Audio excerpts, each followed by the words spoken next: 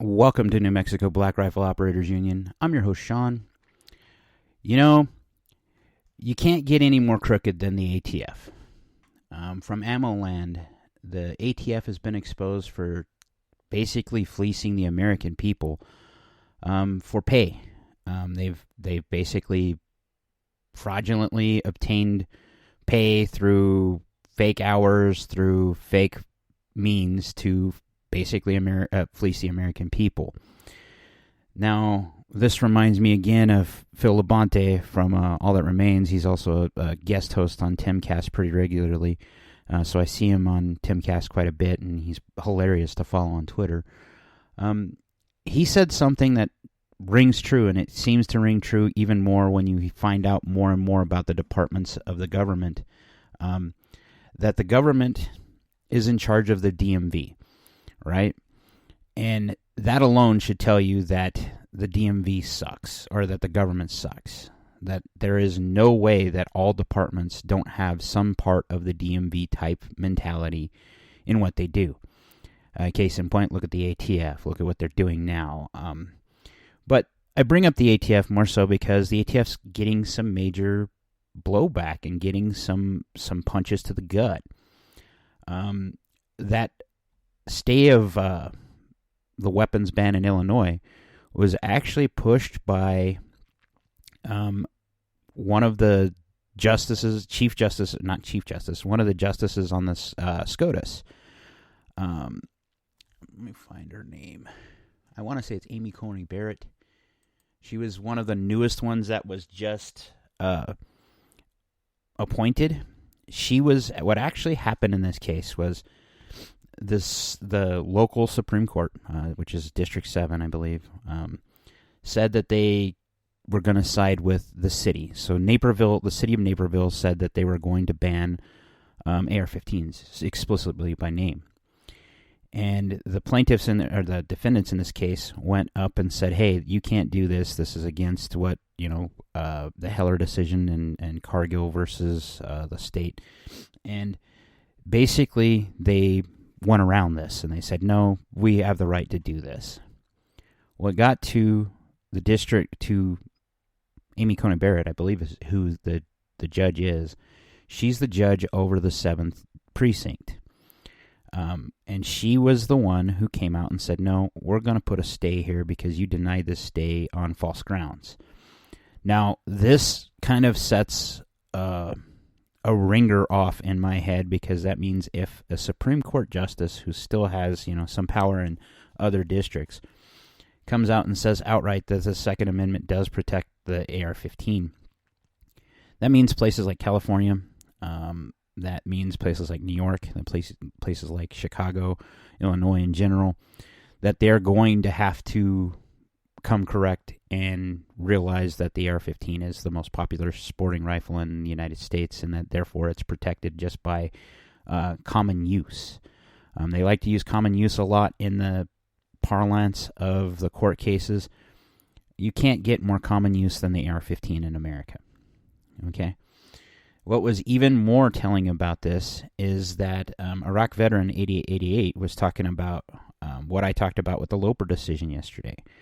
The Loper decision, this is funny, it's a fisheries court case that's coming up, and it's challenging Chevron deference, and that's the whole bread and butter of the ATF. If they don't have Chevron deference, so if you don't know what Chevron deference means, it means that they have the right to make law arbitrarily without going to, it's done by executive fiat, basically.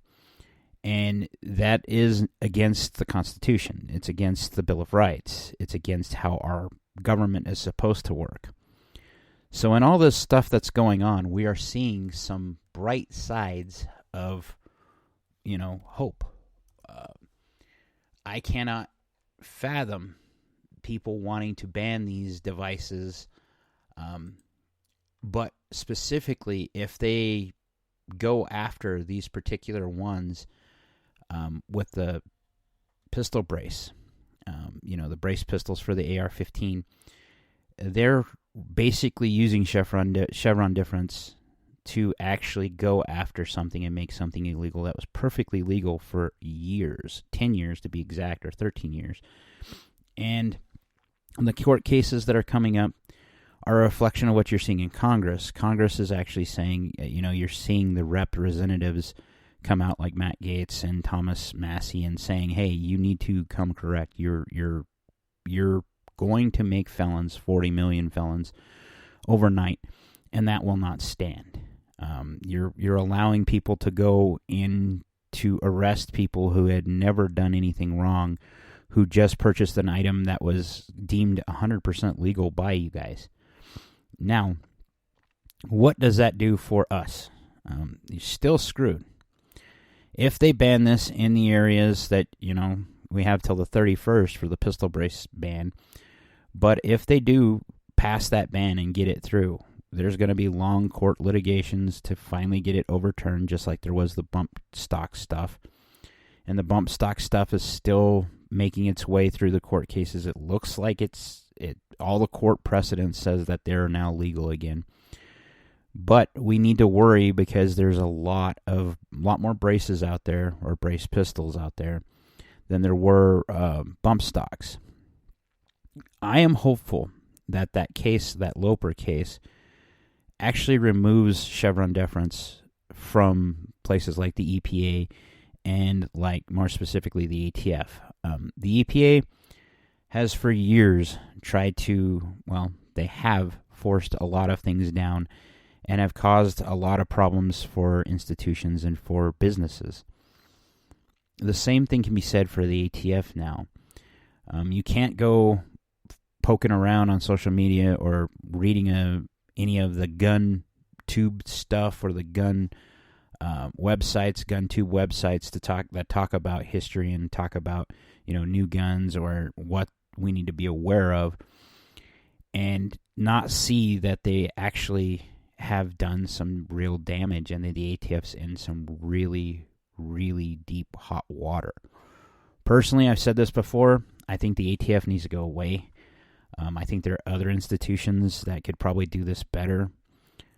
Illegal guns are not something that can be relegated to the ATF anymore. I think they rely heavily on the FBI, which I think is another corrupt institution and needs to be either remade or completely destroyed. And that's because they've been weaponized against the populace. You can tell that. So is the IRS. The IRS has instituted for years now audits, anything arbitrary to try to ham up people from just living their life. And that's cost millions of dollars. It's cost people their businesses. It's cost people their freedom. It doesn't look like the government serves us anymore. If you didn't see in the news today, there's just something I'm going to bring up just because it bothers me a little bit, because it makes it look like we're getting closer to World War III, or, we probably already are there. The Ukrainians sent 2 drones to attack the Kremlin in Russia. Now, why is that important? Well, an escalation of war means that we've been too occupied socially in our current country, our country itself. We've been occupied by the culture war stuff, that we're not paying attention to international matters. And while that normally would be a good thing, I think, for the rest of the world, the U.S. has been one of those guiding forces forever now, for about 70 years, since after World War II. And you're seeing us slope, like for years, in honesty, backing away, saying we're kind of done with that. And that's after we had the war on terror. We kind of realized that we probably need to back off. The American people are no longer backing our forces fighting in other countries for years on end. That sets us up to where we are now. Now, I personally think that Russia has been doing great, a lot better than what they're saying. And that was bared out by those leaks that were pushed out by the 21-year-old airman that somehow got a hold of this. OPSEC and IT intelligence or IT security must suck in the government. Again, it lends more credence to what Phil said. that these departments are clowns. They're more like the DMV than we want to admit. You know, if a 21-year-old can get access to classified data with little or no interruption, and then put it on a Discord server, and it exposes that, well, the Ukrainians are really kind of lying to us. The Russians really are doing better than what they say, what we've been led to believe. Their casualty numbers are closer to 20,000, not 100 and some odd thousand. They are losing a lot of tanks, and they still don't have air superiority. Why does that relate to the 2A? Is because you're going to start seeing shortages as people start gearing up towards the war. We've just now started seeing primers starting to come back. We've just now started seeing ammo prices starting to go down a little bit. And with everybody gearing up for war, what's going to happen is those price reductions we're seeing are going to reverse, because the military is going to come calling and trying to get as much ammunition as they can. Now, AAC, which is Palmetto State Armory's ammo brand, they've dedicated themselves to civilian production. But there's such a thing as inputs to what you need to make things. You need components to make primers. And if those components aren't available because they've been bought up by military contractors to make ammunition for the military, you're going to see prices go up or ammunition just disappear for us for a while. And that puts me a little bit more in that time frame of like what the hell else is planned. You know, it doesn't take a conspiracy-minded person to look at the world and go, we've been lied to for 3 years, what's coming down the pipe? You know, Biden has said in no short order that he will back Taiwan. That will get us in direct military conflict with China.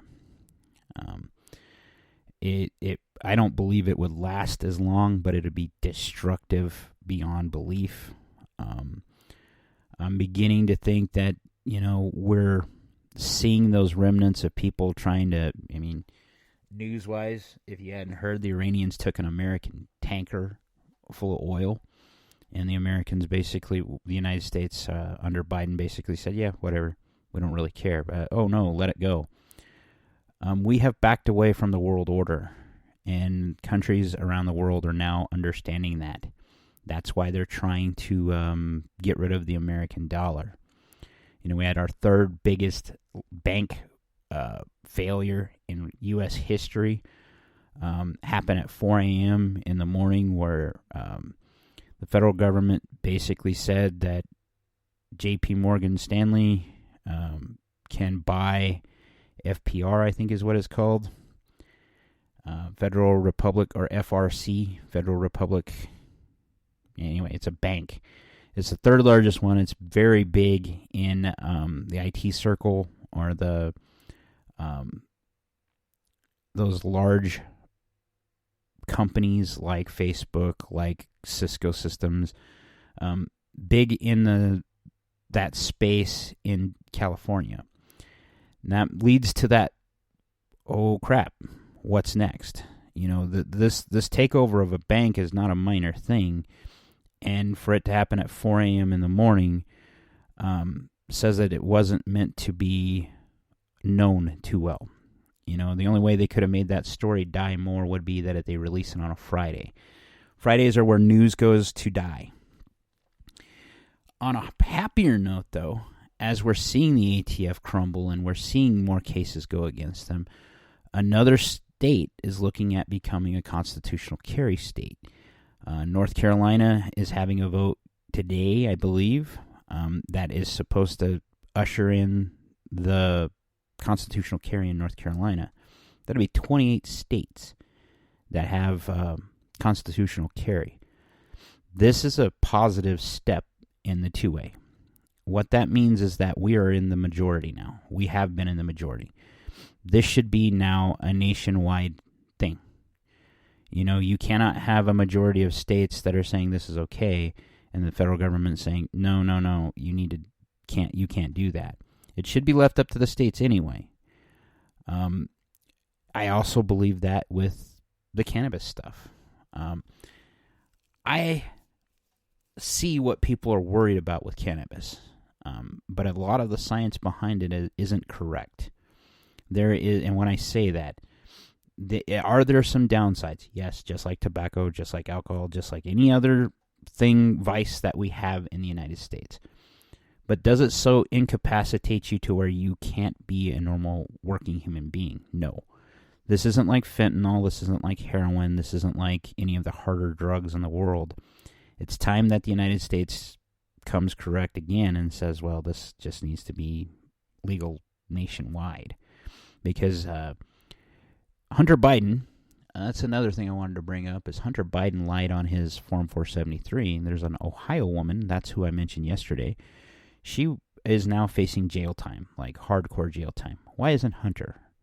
And why aren't more people pissed off and wanting to talk about this two-tier justice system that seems to be a thing in the United States? This needs to go away. This can't be said. We're a nation of laws, is what they say. And, I'm a big fan of John Wick. And John Wick, Winston always says, rules are what separate us from the animals. Well, the animals don't seem to care about the rules anymore because the left seems to be able to burn, riot, and do whatever the hell they want. Well, anyone in between, right of center or right of anything, or even the center right now, is demonized. I'm hopeful because I keep seeing more and more red-pilled people. I've seen people that are totally apolitical who do not care about politics. Females specifically, waking up going, no, I am not a birthing person. Well, welcome to the fight. This fight has been going on for a long time. You've had people like a friend of mine, Sean, another Sean, who went out to basically record what was going on on January 6th. Now, I still think that that's stupid because January 6th was a psyop. Anyone that watched that, saw that, could see that the feds were lining up to do stuff, and you probably should have stayed away from there. But I understand your naivete in trying to think that you were going to do something great to show the world what these people were actually doing.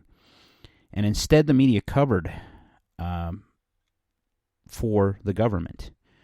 And what I mean by that is they demonized these people on January 6th, and then Tucker Carlson releases the video, and we see people walked around by the police. Yeah, there was some rioting and there was some bad stuff on one side of that building. But on the other side, it was nothing but peaceful. Why isn't that being reflected? And was that why Tucker was targeted? And there's a lot of people that are saying Tucker Carlson was targeted to be got off of Fox News because he said God. If that's the case, God will take care of him. But I also think that it had to do with he was getting too close to releasing bits of truth that would cause upset to the order. And that, I think, is something that can't stand. You're seeing the machine rebel right now against people like me and people like my friend who just woke up and decided that she wasn't a birthing person and it was starting to piss her off. I think it's great to see people red-pilled. It's humbling to look around and see that you're an idiot for a lot of your life and you were a statist for a lot of your life. I say that because I've had that same walk. My walk happened 3 years ago when I saw Farmington PD stood beside him. But I watched New Mexico State PD come in and shut down businesses that were just trying to make a living during the COVID crisis, quote-unquote crisis. They went into Sportsman Warehouse here, shut them down, asked people to escort them out of the store, and then they shut them down. All it takes is a little bit of fear in the right direction, and the government has enough momentum to get anything going. I've seen other posts on different forums, and I keep using these things just to let you know what I'm trying to keep the pulse of what's going on in the country. This one lady pipes up and says, you need to back off law enforcement. Law enforcement is doing a great job. Are they really? In Farmington, they killed a man who just was at his home. They responded to the wrong address. He apparently had his truck stolen a little bit before that, so he responded to noise out front with a gun, and the cops killed him. Farmington PD is no longer your friends, man. I'm telling you that if you live in northwest New Mexico, we need a new chief. We need a new change. And it's time that, our administration in northwest New Mexico starts looking at that and seeing it. You can't keep seeing the failures of people and realize you need to keep them and double down on backing them. These people need to go. And that's not just in Farmington. You have to look at nationwide what's going on. You cannot look at the economy abjectly and say that Biden is doing a great job. There's a point in time that some people were paying almost $10 for a carton of eggs. That's not satisfactory. And yeah, there were other repercussions or other things that caused that. There was a chicken flu and there was a shortage in general. And now we're supposed to be on the backside of that, and that's not there. But I wonder, with all this stuff that is going on, what are they really preparing us for? Is it World War III? Or is it that we are getting a digital currency whether we wanted it or not? There's a lot of economists that have said that the digital currency is not something that they want because they don't want to follow every dollar, because that's time intensive and that's monetarily intensive. And then you see FPC or FPR, whichever bank it is, and then the other bank from Silicon Valley that failed. And you wonder, why are these happening so rapidly? You look at the M1 Money stock and you're seeing that there's a contraction right now on the American dollar. That's normally supposed to be good for inflation. Instead, we're seeing supply-side inflation. So fundamentally, we have some economic issues that we need to worry about. And we need better people in the government if we're going to rely on them. Me personally, I'm living my life. I'm working on my business. I'm working there. I'm working on improving myself by getting back connected to my body and lifting and working out. Despite having a tumble on a motorcycle and kind of screwing up my body for a little bit there. But I keep trying and keep persisting. I think we all need to reconnect to ourselves, buy ammunition and weapons, because it ain't looking any nicer. Like, share, subscribe, be great.